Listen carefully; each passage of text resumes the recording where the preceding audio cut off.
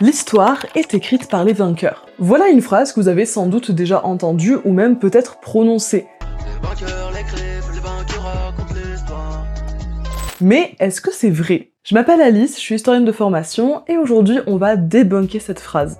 Cette formule sous-entend que l'histoire que l'on connaît, que l'on apprend à l'école, serait en fait manipulée par les pouvoirs dominants. Autrement dit, ça remet en cause l'objectivité de l'histoire. Il y aurait donc une histoire officielle, racontée par les dominants, et une autre histoire, celle des perdants.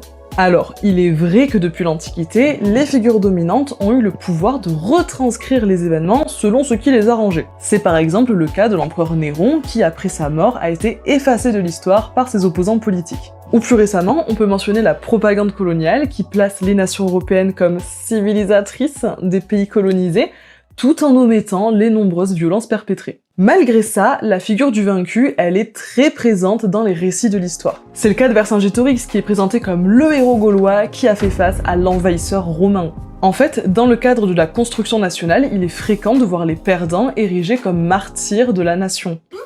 Mais attention, parce que là, on est dans le domaine de la mémoire et pas de l'histoire, donc c'est pas super objectif, et les vaincus ont souvent une place disproportionnée. En fait, le vrai problème de cette phrase, c'est qu'elle remet en cause l'expertise des historiens. Par exemple, si on prend la colonisation de l'Amérique par les Espagnols, eh ben, les principales sources qui parlent des sociétés précolombiennes ont été écrites par des conquistadors. Forcément, c'est biaisé.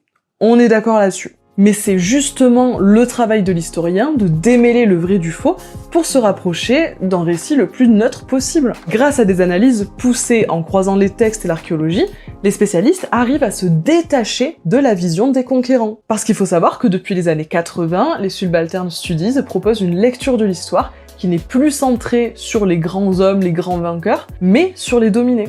Du coup, il y a énormément d'historiens qui travaillent sur les sociétés colonisées, les esclaves, les femmes, les paysans, bref, tous ceux qui n'ont pas directement écrit l'histoire. L'objectif, c'est de prendre en considération l'ensemble des groupes sociaux pour avoir une lecture du passé la plus nuancée et la plus juste possible. Pour conclure, dire que l'histoire a été écrite par les vainqueurs, ça revient à fermer les yeux sur des décennies de recherche historiographique. Bref, n'hésite pas à partager cette vidéo et si t'as aimé, like et abonne-toi.